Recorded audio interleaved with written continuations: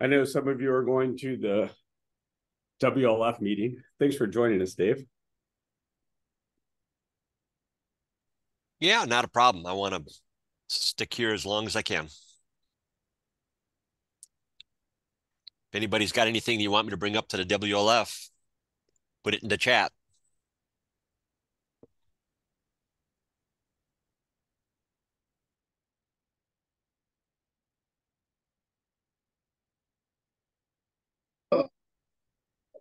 Maybe you'll grab a plate and like put it on there. I think Yeah, it might not be. it might need to wait a little bit.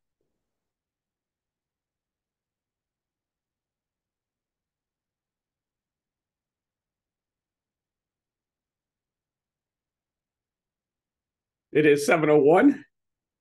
Thanks, everybody, for joining us tonight. There are 27 people here already. And so I will, in appreciation of your time and commitment, we'll go ahead and start. And tonight, what we're going to have is the goal tonight is to again improve our officiating skill set using individual skills and our commitment to improving. What does that look like? We're going to talk about field coverage tonight, going back to again the basics. Where do we stand? What are we looking for? I'm going to cover 2-man and 3-man mechanics, going back and forth. And hopefully I can get some feedback from observers like Pat, who's been helping the Madison area guys with our with observations, and again open for input and conversation. So our welcome tonight, our question. This is one that I was thinking about. George Thorogood covered Amos Milburn's One Bourbon, One Scotch, One Beer. Last year we did this to describe a bad day. What is the toughest game that you ever officiated, and what did you learn? Or what was the toughest call? And then what makes a call tough? So I'll give you a second to think about it. And then anybody that wants to share. Mine involves Matt Bach. So be ready, Matt. Ooh, I'm excited. Toughest call, toughest game. What can we talk about? Anybody want to come off mute and take a shot at it? And then what makes it tough?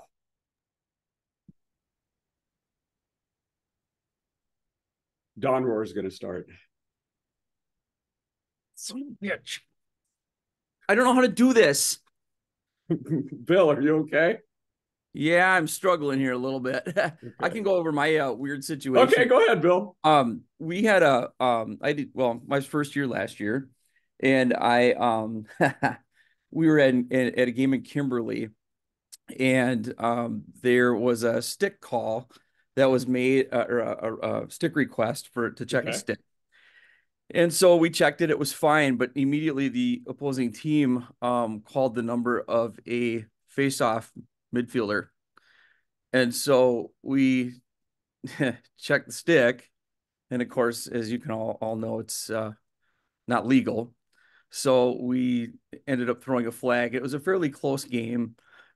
Parents came unhinged, not at us, but at the coaches. And so we were kind of caught in the crossfire of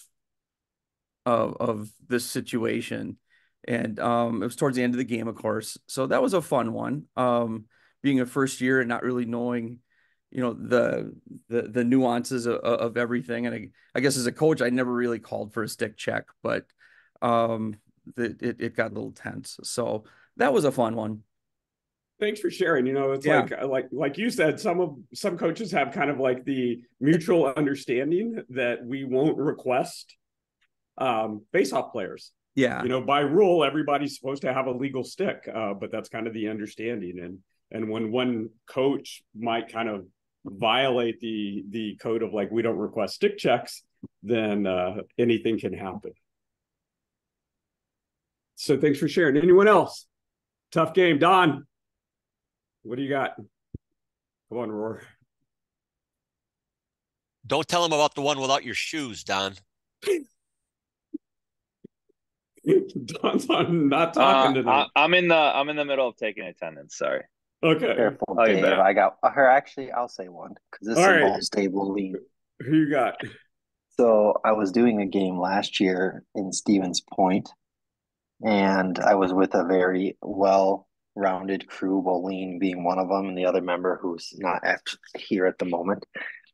And we went to do maybe our second, could have even been our third stick check for the game.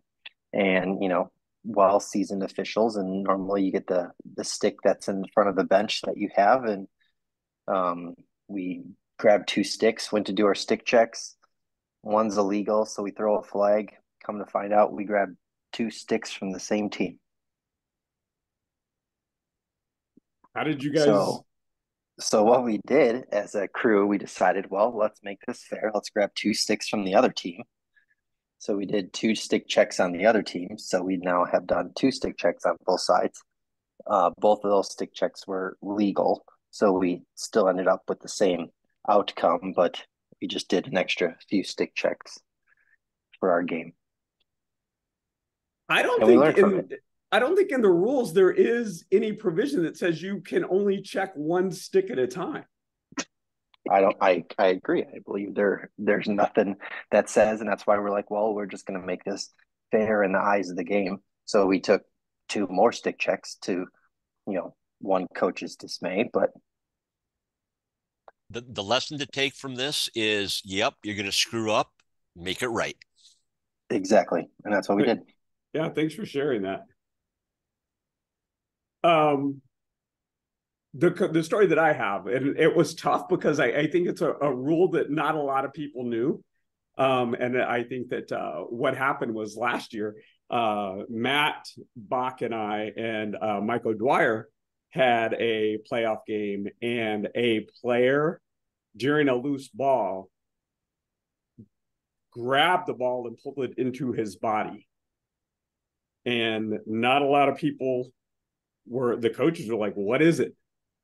And so who could tell me what the rule on that is? What is the penalty for a player grasping a ball?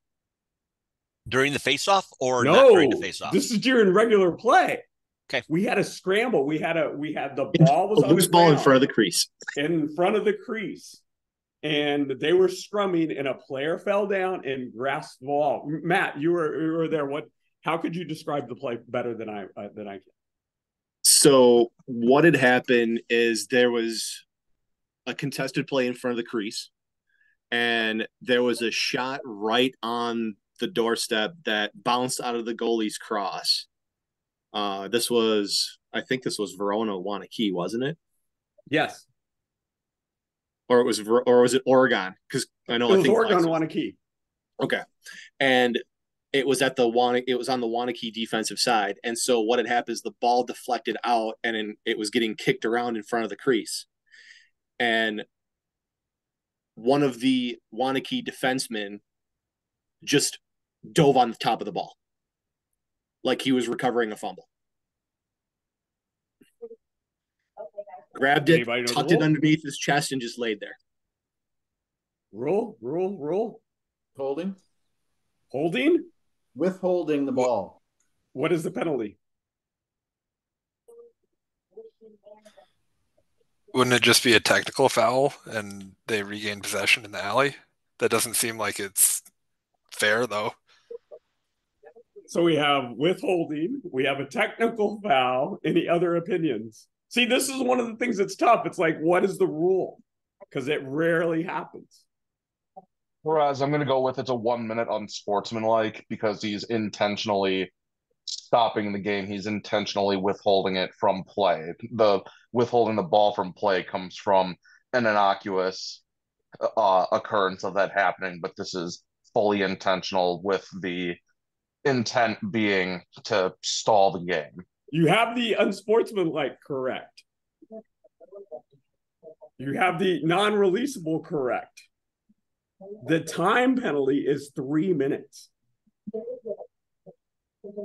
Wow, it's up there with hits to the head, huh? That's serious. A player intentionally grasp a loose ball. That is a 3 minute unsportsmanlike penalty. And so Wanakee killed it off. Nobody got a goal, but that was a tough one. I mean, because no one knows the rule and nobody sees that. So Matt did a great job of covering it. We got together as a crew and we talked about it. And the coaches were like, what? And we had been communicating with the coaches positively throughout the game, and they weren't happy, but that was what we did. That's how we adjudicated it. Anyone else? Tough calls. Hold on that one real quick. Go ahead. So I've seen this happen. Somebody takes a shot and a defenseman reflexively catches it in their hand. Okay. Takes their hand off of their cross, catches the ball. Okay. Would that be the same severity if it was like an instinctual thing instead of deliberately diving on it to stop the play? If a player intentionally, was there intent? It's like, I think the rule says intentionally and deliberate. So if he catches it and then drops it. Yeah, that's what happened right away. He caught it and dropped it. And then what I would say that at that point if that's not intentional or deliberate. And so what I would do is give the ball back to the non-offending team. Okay, that makes sense. Yep.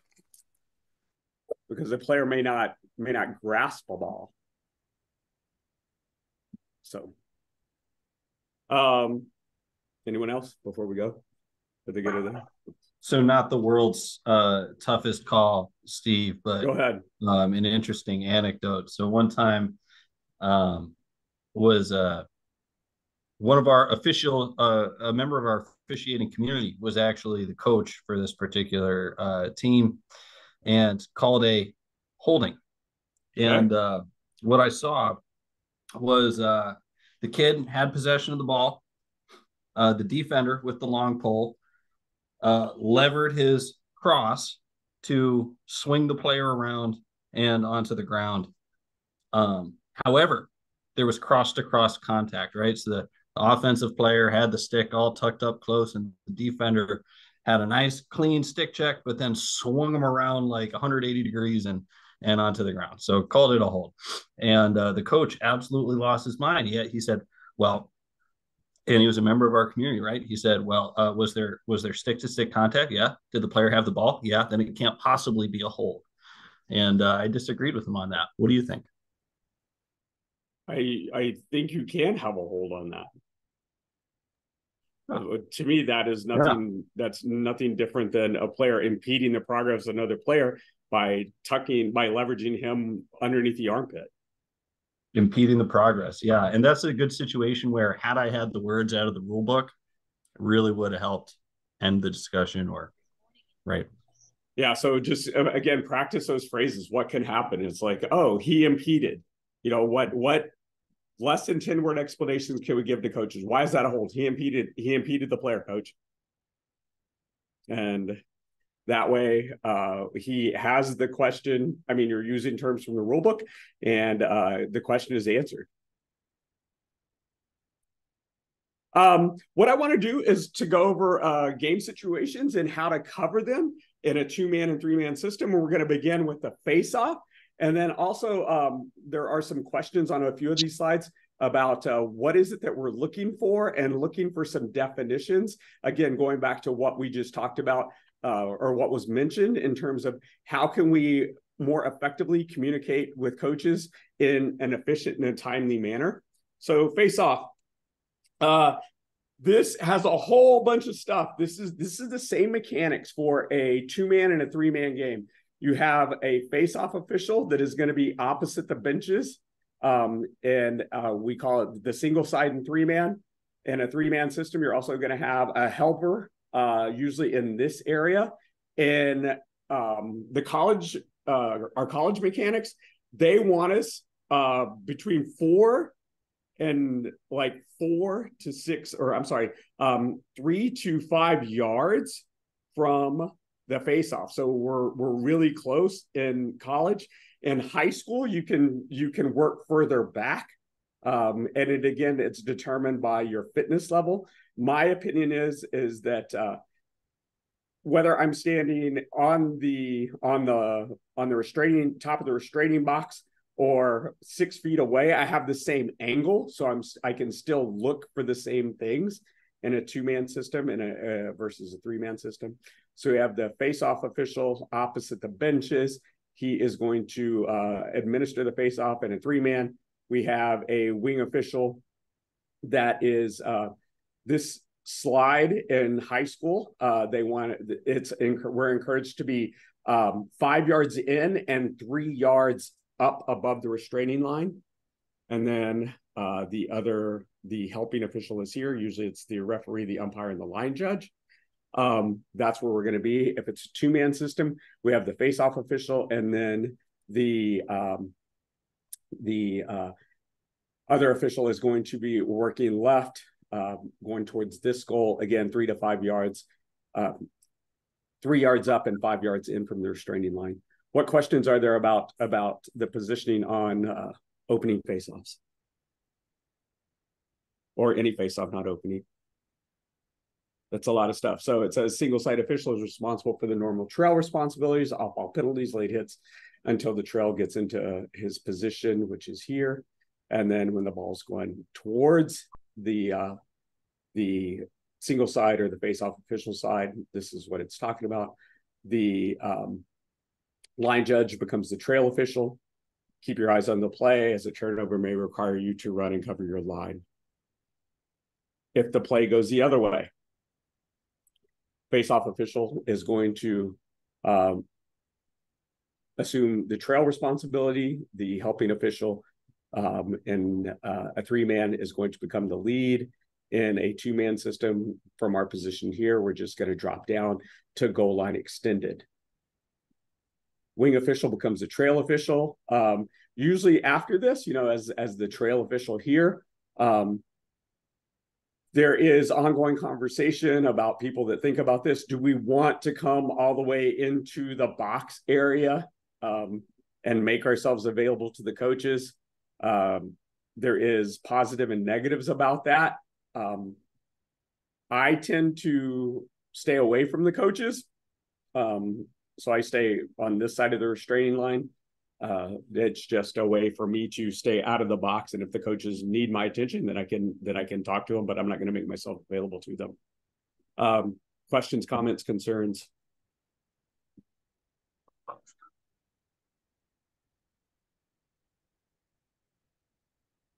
All right, next one. If I am the administrating official, I'm the referee, and I'm saying, I'm giving the commands, down, set, and whistle. What are the 7 criteria you're checking for after the command of down? I came up with at least 7. You might have more. Take yourselves off mute. Give me one. Top to stop. Top to stop. Thank you, Don. Crosses parallel with the center line. Crosses parallel. That's 8. Oh, dang, dude. Good job, Kyle. Hands on the ground. Clear. Mike Hoffman, what was that? Hands on the ground. Hands on the ground. Mateo, what do you got? Neutral zone has to be clear. Neutral zone has to be clear. What else? No motorcycle grip. Right hand palm up. Thank you. What do we got? His helmet has to be behind the neutral line. Neutral zone has to be clear. Yep. What else? One more. I got to add Kyle's, though. Knees can't be on the ground. Oh, that's a different one. For 9. So the 7 that I remembered, except for the parallel stick, Kyle's parallel to the division line, is tops to stops, heads perpendicular to the ground and or vertical, both hands touching the ground, all fingers wrapped around the cross. Right hand is palm up. The player's body is to the left of the head of the cross, and the player is out of the neutral zone. How about no top hand on the plastic? That is correct. So there's like 10 now. There's 9. So we're scanning those. So as soon as you say down, I tend to work from the far side, like from his left hand forward or left hand to right. So I say down and I do a quick scan of both of them. And those are the things that I'm checking off before I blow my whistle. But there's a lot of stuff that goes on. So good job, guys. So we have 9 of them. So I'll add 2 more. Anything else that we can think of? Well, if you're looking down the line, technically their foot can't be on the midline either. Yep, can't. Yeah, that's all part of the. Mateo knows all these. I know. He I was used gonna to ask. cheat. Mateo's gonna like, how do we cheat? Yeah, I But got called by plenty of you guys for doing that crap. All right, so good job. And then so we blow the whistle, and then our next big challenge is, what are the 3 criteria that define possession? Because we're gonna have the face off, the ball's gonna come out, and then we will call possession whenever possession is controlled. What or determine what are 3 criteria that define possession in the NFHS rulebook? What must a player be able to do? Pass, carry, cradle, or shoot. That's 4. Carry's not in the NFHS book there, Mr. Rules Knowledge. Well, it should be. Technically, that'd be cradling, I guess, but no, cradling is like a verb action. I know. That's why it's different. That's why there's 4. So possession is determined when a player has the ability to choose, according to the NFHS book, is cradle the ball, pass the ball, or shoot the ball. He can be carrying it without cradling, to Don's point, but it's not defined in the NFHS book. Questions, comments, concerns? Any secrets that help you if a kid clamps and picks the ball up? What is your criteria for when do you call possession? Mateo, when did you feel like you had possession as a face-off guy? I mean, it kind of goes with all those things. If they can make some sort of athletic motion, but especially as a younger official, you're quick to see the ball on the stick and automatically call possession. Especially at JV levels, they're really easy to lose the ball. So for me, it's giving them 1 or 2 solid steps with that ball in their stick. Okay. So 1 or 2 solid steps. Any other helpful criteria? Kyle, what do you think? When do you determine possession? When does your arm go possession? I am waiting for them to make, when I know he's not going to cough it up, when I know that he is able to make a lacrosse move, he has possession of the ball in his cross and can make a lacrosse move with it. Okay. That's my criteria. Can make a lacrosse move. Yeah, like one of the things that was pointed out to me is I was told I call possession when he can give it like 2 good shakes. Like that first one, it could be luck and then it's going to fall out, but the second one is definitely in control. So there's like the 2 good shakes. And that waiting has helped me before I release all the craziness. Yeah, Steve, I had a premature possession yesterday. Thank God the guy came down with because he scooped it up and I called possession and he lost it, but it came right back into his stick. And by that time, we had already released the inmates. And so it was a matter of just keep going. Now, Mateo could figure it out because he used to jump everybody's whistle. So he knows, when it's going to be possession. Yeah, because you had pretty much every single one of my games, whether it was home or away. All right, so we have possession. And now the next thing to happen is settled play. So in settled play, in a 2-man settled offense, this is kind of the coverage that we strive to have. The trail is responsible for all the the areas that are shaded, and the lead has responsibility on the areas that are not shaded. You can see the lead is positioned approximately GLE. The lead has the freedom to go towards the inline and towards the sideline. There is ongoing debate about what is the best position for the lead. We have been, those of us that were in Laredo's for a few years ago, they wanted us as close to the crease as possible. So it looks like we're right there. After the debacle in the semifinal game where the lead official was right on the crease and couldn't see the player in the crease, that allowed the game-winning goal, Now there's talk about maybe it's better to be back so we can see more. As if I'm observing someone, I want you to be comfortable because there's a lot of stuff that's happening and I'm willing to listen. So I'm not going to say, oh, you need to start with a foot in the crease. I think that's unrealistic. What are some of criteria that other people use? Mark, where do you set up as a more veteran official? Where do you start as the lead?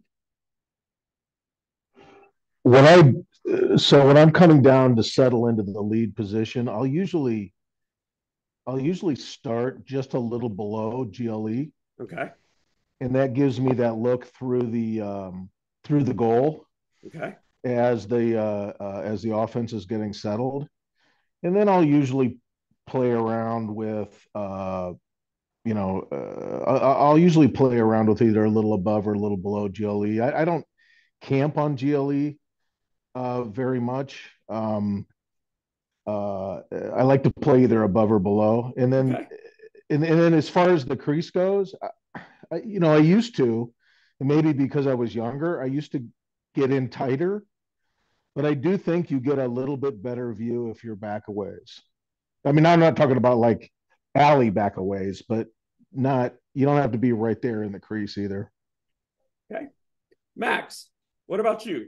You're a veteran official. Where do you try to start? If it's 2-man, I probably don't go in much further than the hash mark if we're on a football field. Okay. I don't like to get in too close on there because I know the guy on the other side is going to be much further out. If it's a 3-man, I might get in a little closer. Okay. Because I know I've got the trail behind me that's got my sideline. Okay. Pat, as an observer, and working with multiple officials, what guidance are you offering? What guidance can you offer us as to where to start? First thing you gotta look at is your physical ability. What can you cover and where must you cover? Because a lot of it, you've got end line as well. So how can you physically move down and cover the end line if needed at the same time? That's where I first look at and provide guidance back to the officials. Yeah, thank you, Pat. That's why I asked, because it's like one of the things is like not everybody is young and fit. We all have physical limitations. And recognizing those and minimizing kind of like your areas of challenge is a smart way and an efficient way to officiate. I wonder, Steve, too, that's Kyle. I wonder if recognizing who your single side is as well in that scenario and what are their strengths and weaknesses, and can you two work together to make sure that that goal is covered, and that can inform your position on GLE. Kyle, I'm just going to change the slide to our 3-man, and so then maybe you could. And looking at the slide now. Oh, my mistake. No. Please, that's a great gun. transition. So, in terms of our lead, single, and trail, and looking at the slide there, I just wanted to provide a visual for what it is that perhaps you were alluding to, where you have good eye contact, and then who can cover the strength or who can maintain, how the crew can maintain effective coverage of the goal. And so when we have a 3-man settled offense, the triangle here is kind of where we're all looking. As the trail, what I'm seeing when I've done observations is the trail, in most of the 3-man games that I saw last season, the trail would come down to the end of the wing line and stand right there like they were on the end of a diving board and not move. Whenever you see it on video, it's like you're growing roots. What I would encourage is be mobile, let the ball move you. Don't move just for the sake of moving, but if the ball is swinging towards this side and they have those and they're having high picks here, go ahead and drop back so you can still have an angle to help the single side out. And as the ball transitions, perhaps you come down more closer to their straining line. You can't commit too far into the middle because you still have sideline responsibilities. But some guys are coming to the end of the wing line and just standing there. We all have limitations, like Pat suggested. If you're only going to get there, then you can still maintain an angle or a good viewing angle by moving diagonally across that restraining line. Questions, comments, tips? I don't know, for me, it's all anticipation. I think that really it's kind of what it comes down to. I mean, especially if you're looking at a lead in a single side situation with restarts where one has to yo-yo in and out. I mean, even as a trail official dropping inside when you have, Steve, like your situation before, a scrum on the doorstep, it's good to have that extra set of eyes because you're going to have so many people in such a small area just to be able to see what's going on. Yeah. Thank you. Steve, I got a question. What's up, Mark? So perfect diagram right here. The trail official, I guess the question I'll throw out to the group is recommendations for the trail on looking at that photo, looking at that diagram right there, the trail's responsibilities for the substitution boxes and substitutions that are occurring possibly behind him. Yes. In terms of where I want to be, am I too close? Do I want to back up? Do I want to turn my head? What are your recommendations? Mark, I think that one of the things that I neglected to talk about is settled means that everything is already done. So all the subs are in and now they're running their play. So as an observer, what I'm looking for as from the trail official is being in a position where you can monitor the sub box either at the back cone and let people sub in front of you, or if they're now like yesterday, Concordia was calling it water and they were subbing from the defensive side through the middle. If that is my situation, I'm hanging out right on the division line and watching that exchange because they were sending a player in through the defensive side and they are exchanging an offensive player here, and then the offensive midi is coming from here, and the defensive short stick is coming through on the defensive side of the ball. So if we have a real slow sub, I am hanging out on the line. And yesterday with our shot clock, one team would get their last sub in with 20 seconds left to go in the time of possession. So for a lot of that, I was up here. And then once they had that sub in, then I would come into this area. Okay, thank you. Randy and Don, you guys were there. How were you working that the DePage subs? Randy left, but Okay. yeah, I hang back. If it's a 3-man, I hang back at the closest cone to the trail side as you're transitioning, so you can see the whole box. I hang back there until it's all settled, and then I work in to like the bottom of the wing line as it's going, and then you just got to keep an eye out for any of those late subs, and you just back out as needed so you can see that, or you get to the division line like Steve said if it's coming over the middle. But you don't have to be in a hurry as a trail in a 3-man game.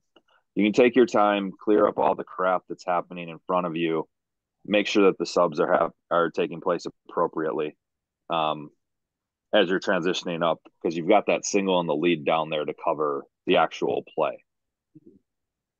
So this is 3-man settled. Let's Hey, look hey, at Steve. I Yes. think there was I think Mark made a comment about what's behind you, and I think it's important to note that what's behind you is behind you, and you don't want to be officiating behind you.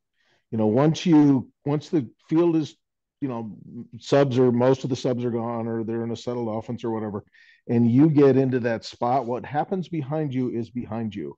Because as soon as you turn around to look to see what's going on, inevitably that is the moment in which the shooter will get rocked and you will miss it, and that's your call. And we need to be looking forward. Thank you, Mark. So this is settled offense. Play is within the box. The next slide is 3-man settled offense as the ball is more towards the midline. The big black dot is representing the ball. In this situation, you see the trail drop down more towards the midline for over and back. That is a good help. You have the single side coming up, and then the lead kind of leaks out more towards the sideline. And we're going to talk about sideline coverages in a few minutes, but he starts leaking out to in case the trail needs help with that. Ball near the end line, you can see the lead drops down towards the end line. You see the single cheat down. In this slide, it's below GLE. As a reminder, the single side, if we have a transition, still needs to get here. We, as observers, we're encourage you not to go below the GLE. At the Big East tournament, it caused confusion because the single side was over hustling, and you had two officials on the inline, and a couple of times the single side took it, and the lead was wondering why he was there, and you could see the consternation on the lead's face. But don't over hustle. We all have a line to cover, so just be aware of that. Questions, comments, concerns, tips? All right, so we're settled offense. Let's go next. Line responsibilities. These kind of vary and shift. This is something that in a two-man, it's pretty simple. The light shaded area, the lead has the out of bounds lines opposite the benches and the end line that he's covering. The trail has the bench sidelines and his in line when he is the lead. You can see the checkered lines are kind of split responsibility. Usually we use the cone if the ball is on the trail side of the cone and goes out. We're going to give that the shooting responsibility or the award of possession to the trail. Likewise, from the lead position, if the ball's opposite over here, he will determine the award of possession. Questions? Two-man's pretty simple. Three-man, we have the single side has all of the line closest to himself. The lead and trail split responsibility.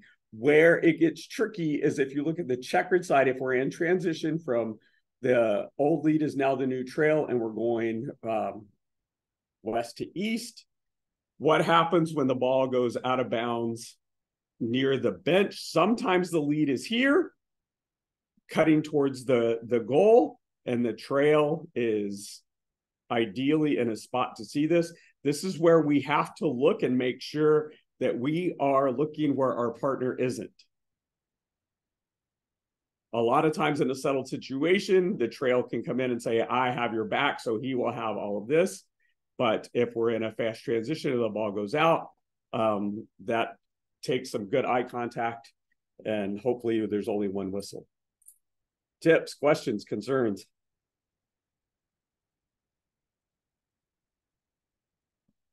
When is the ball out of bounds? That's our knowledge check. When is the ball out of bounds? Who can give me a definition for a ball out of bounds? Come on, let's see. We can call on which line are we talking about? It doesn't matter. When is the ball out of bounds? Huh? Sure it does. Sure it does. Out of bounds? If it's on a shot on the end line, it's when the ball crosses the end line. If it's on the sideline, we're not going to be out of bounds shots, until later. Smarty pants. We're not talking about shots.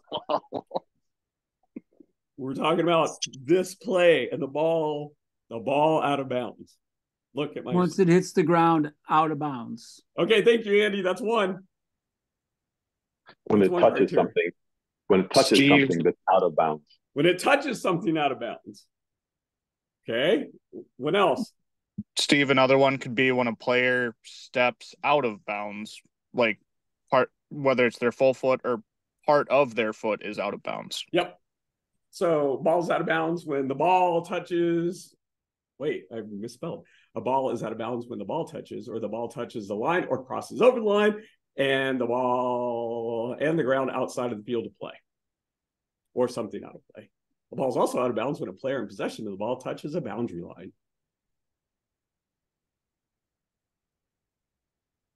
So Questions, concerns, arguments? Oh, we already did how possession is determined. Oh, okay. So we have a ball out of bounds. How do we determine possession?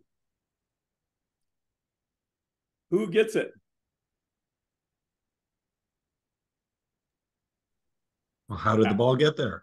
How did the ball get there? I don't know. Alex and Travis, come on. We haven't heard from you. The ball's out of bounds. Who gets it? How do we determine that? Is it or isn't it a shot? It's not a shot. These are just balls out of bounds. We haven't talked about shot yet.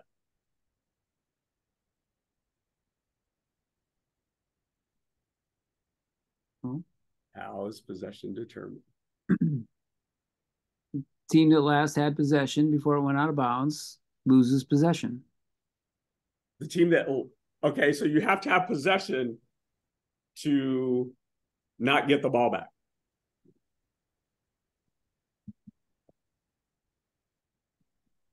Last one to touch it. Last touch. Okay. So I was messing around. I was like, okay, possession is awarded to the team that was not the last to touch the ball before leaving the field of play.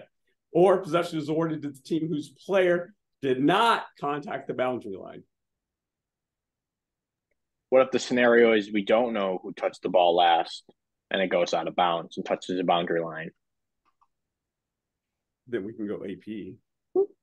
Unless it's on a face-off, then we're going to have to reface it off because of the new rule change. But that's no fun. Make it up. Because then you can sell it and have a big whistle on a point, and everybody's like, oh, look at that guy. Yay, Mateo. Yeah. I just go, coach, he's right there. I don't know what to tell you. Any other tips, tricks? How do we determine this? Sometimes if you're not sure, watch the players. Just blow your whistle and watch the players, and a lot of times they'll tell you where it went. That's like a basketball tip, or not. That's a basketball thing that I learned in basketball. It's like, if you're not sure, blow the whistle. Don't pause and watch the players, and they will tell you. So if you're not sure, you don't always have to go AP. You can always ask for help. Ask the coach. He'll tell you. No, don't ask the coach. Next. This isn't for people on the call. This is for people that are watching this on later. If you're watching this after February 4th, please text the training to attendance code phrase now. It's my other favorite foul head contact to my phone number. You guys don't have to do this because you're here. So if you're watching this via the link or on the WILOA after February 4th, text me. Text your name too, so Steve knows who you are. Oh yeah, some people did that. I was like, Don, whose phone number is this? Next, transitions. Here's how we manage transitions. The in two-man, get to your end. That's how you officiate transitions.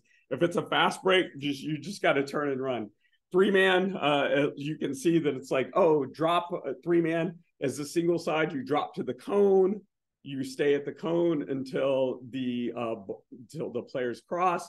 You make sure that everybody is on sides, and then once you have, I kind of use, if my players are near the end of the wing line, then I go ahead and transition from the cone into my position down on the single side. This diagram has us run to the cone and then cut in. There's various things. You don't have to do that. You can run along the sideline. You can take the diagonal. It's determined by your fitness level and kind of what's happening on the play. Trail. This one on this diagram, the trails are usually are inside the restraining line. So then the old trail to new lead is running a direct path to GLE and might start diagonally here, depending on the play, or from the top of the restraining box, cutting towards the goal line. The old lead, new trail during transitions I try to come straight up the field. Some guys, again, drop out this way and then run through the bench area.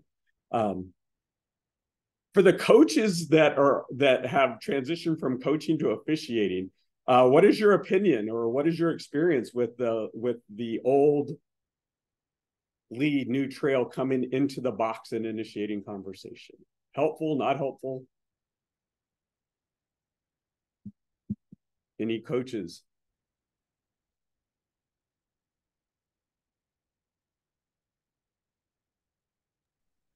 Mike, what do you think? I don't think it's really necessary unless there is something that happened previously that either you hear a question coming or you know a question's going to come, or you've been hearing a question and you just want to answer it with that's not what I saw, or yeah, we've got that, or we'll watch it. But unless there is some reason, I don't think there is any reason to, unless you're following up on something, there's no reason to initiate anything. Okay. Matt, you as a coach, did you find it helpful or useful? As a coach, I always enjoyed talking to the officials, tell them if they were right or if they were wrong. And I'd like to do it a little quieter than I needed to, so other people didn't hear me. Okay. So I liked it when they ran through and said something. Okay. Matt, go ahead, Kyle. I was just saying, that's why it's just a little pressure relief valve. It just kind of is a minor little de-escalation. And I don't initiate contact, or I don't initiate conversation, but I kind of go by the coaches and just, if they had something to say at a lower volume, that would be their opportunity to say it. And then we move on. And then that doesn't build up over time into a big explosion. I don't ever initiate conversation, but I do give them that opportunity to relieve that pressure briefly. Okay. In a discreet way. Okay. Yeah, to kind of add on to what Kyle was saying, it does help because, it gives them an opportunity to maybe, ask a clarifying question without needing a timeout or having to come on the field during halftime when they probably have better time spent somewhere else.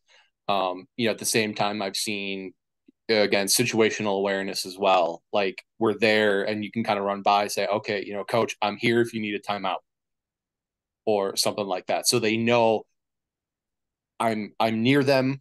I understand the situation may warrant a timeout, so I will be listening for it so they don't have to scream. Mm-hmm. Thank you. Other perspectives? One of the things that if I talk to a player, I might use that time to tell the coach what I talked to the player about. Hey, coach, I just talked to 24 about keeping his hands down. And then I'm move on. And if they need clarification after that, we can talk about it at the quarter or during a timeout. But if I communicate with the player, I try to let them know that I have talked to them about that, and this is what we're working with. Next. Restarting play. We have 3-man settled restart. The areas are delineated. If you're the trail, you have the lighter gray areas of responsibility. If you are the lead, you have the medium shade. And if you're the single side, you have the darkest shade. If you're there and the ball's in your area, feel free to, if the ball is kind of on that borderline, you guys decide between the single and the single and the trail who's going to start it. Oftentimes, as the lead, if the ball is going to start below me or to my left, if I'm in the lead position here, I tell the trail I will take it. If it's above me, above GLE, I ask the trail to take it. Other tips, tricks, helpful advice. Hey, Steve. Yes. I think it's the other piece is don't be in a hurry. Yeah. Check your partners. Make sure everybody's good to go. They're where they need to be. They're not tying a shoe or talking to a player or whatever. And just there's no reason to be. I mean, you want to go expediently, but there's no reason to be in a hurry. Yep. Thank you, Mark. 2-man deep restart. Trail has everything in the defensive half and up to the wing lines in the offensive half. The lead can help him out, anything down his alley and along the inline. Again, we have the shared responsibility over in the corner. Don't be in a hurry. We're going to get to the notion of fast restarts in a minute. 3-man restart. This is one of like my kind of pet peeves, is like double whistles on restarts. Over the past couple of years, I've really been focused on dead ball officiating, and that means it's like when the ball is dead, is our time to look our best. It's our time to look composed. It's our times to communicate. It's our time to project confidence. And then I think that all of that, this is my Steve Perez's personal opinion, it's like all that is undermined when we have 2 whistles on a restart. And so this is something that I like to talk about in my pre-games. It's like if in a 3-man system, if the ball is within the wing areas, I even across the field, I suggest I want the single side to take that because it's in the wing area. The trail can monitor the sub boxes and the lead can hustle and get down. But that is in a 3-man system. Talk about your 3-man restarts. This is not one where it's like, oh, we'll just do the same old, and the same old is double whistles, or there's no whistle because everybody is pointing and no one is winding and the kids just take off. And I think that, again, just over the dead ball officiating of being composed and confident in time for communication, we have the opportunity to shine, and let's get that restart right.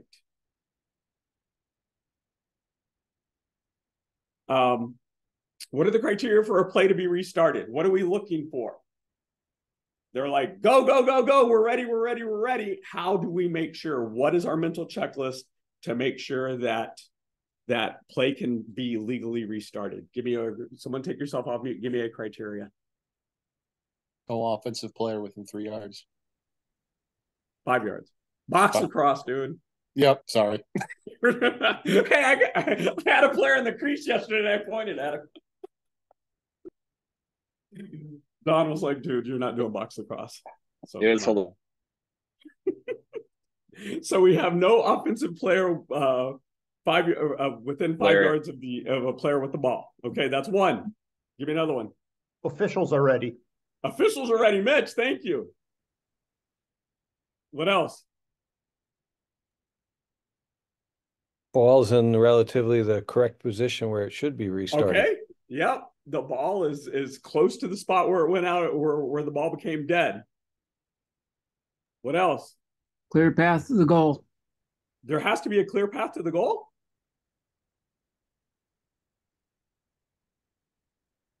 If he's within 5 yards. The defender. The defender has to give a clear path. Correct. What if he doesn't play defense? You can't engage him until he gives him 5 yards. Okay. What else? Can't be running. Can't be running. You're correct. What else? Let's see, what do we have? The player must have possession of the ball. That's the first thing I look at. Player must be in bounds. The player must be near the spot where the ball became dead. This is especially true on shots. The ball goes out at the corner and the kid takes the ball at X. That gives him a huge advantage. And I think that in the games that I observed, we can be much more vigilant on that. So I love when they have letters in the end zone. You can tell the player, go out on the H at Homestead. Go out on the G at Cedarburg. And don't let him pick the ball at X when the ball goes out by the cone. No, it's offensive player within 5 yards, and the player may not be running. And then we had the other ones of the defensive player cannot obstruct. He doesn't have to. Yesterday we had a coach that was screaming to run into him, but the goal was on the south end and the defensive player was on the north end. And so that wouldn't work. Questions, comments, concerns? We're almost done, guys. Next, I have a survey. I will put it in the chat again. The survey is, again, information gathering, and kind of helps me. Let's shape the direction that you want to go in. What do you need from me in terms of the upcoming trainings? Next week, we don't have anything because it's the Super Bowl Sunday. So enjoy your time off. Anything else for the good of the group after you fill out the survey, or you have the survey in the chat? That's all I have. I want to say thank you for your time, and I'll talk to you in 2 weeks. I'll hang out here if you have any other questions. Thanks, guys. Thanks, Steve. Getting pumped for the season. Thanks, Steve. Are you, Steve, are you doing hockey this year? Yeah.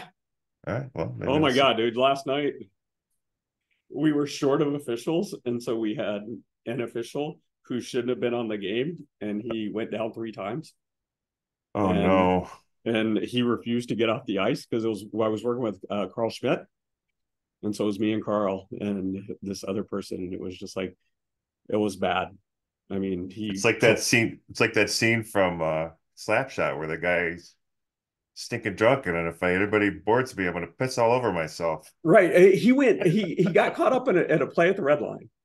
And then he was getting up and then he fell back down, and smacked his head. Oh my God. And it was scary. And it was just like, I stopped playing, and then it wasn't good. Yeah. Oh man. Well, maybe we'll see you around playoff time. All right, my friend. See you, buddy. Take care. See ya.